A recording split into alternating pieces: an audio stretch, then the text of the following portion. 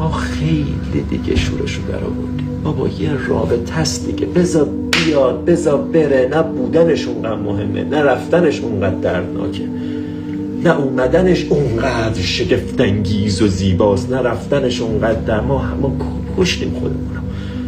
بلد نیستیم زندگی کنیم، همه چیز رو گنده میکنیم، همه چیز رو بزرگ میکنیم، همه چیز رو از اندازه خارج میکنیم. خبری نیست، یه رابطه است شروع شده، برو ببین خوبه یا بده. اگه خوبه ای چه جالب، اگه نیست ای خداحافظ شما تموم شده رفت. ما وابسته ایم، ما چسبناکیم، ما دستمون چسبناکه، گیر میدیم به چیزها، به آدما، به شرایط. دیوانه کردیم خودمون، واقعا مریض کردیم خودمون. چی بود الان این رابطه اومد و رفت؟ چی بود؟ نگاه کن، مثل این خواب میمونه، اومد رفت تموم شد. ولی تو وقتی اومد فکر کردی آه این دیگه اونه. نه خیر، این اون نبود. خودت اونی، خودت اونی هستی که قرار بوده خوشحالت کنه، نه اون آدمه. دنیا همه این بازی ها رو برات در میاره که به خودت برگردی و برنگردی دوباره همه تلاش تو، همه امید تو میذاری تو نفر بعدی.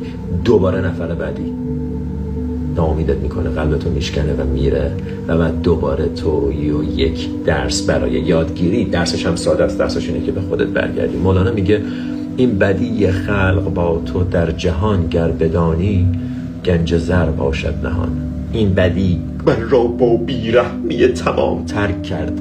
گوش کن رضا، این بدی خلق با تو در جهان، گر بدانی گنج زر باشد نهان. این بدیه اگه بفهمیم، اگه آماده باشیم، گنج زر باشد نهان. یک گنج زر یواشکی قایمه، پنهانه.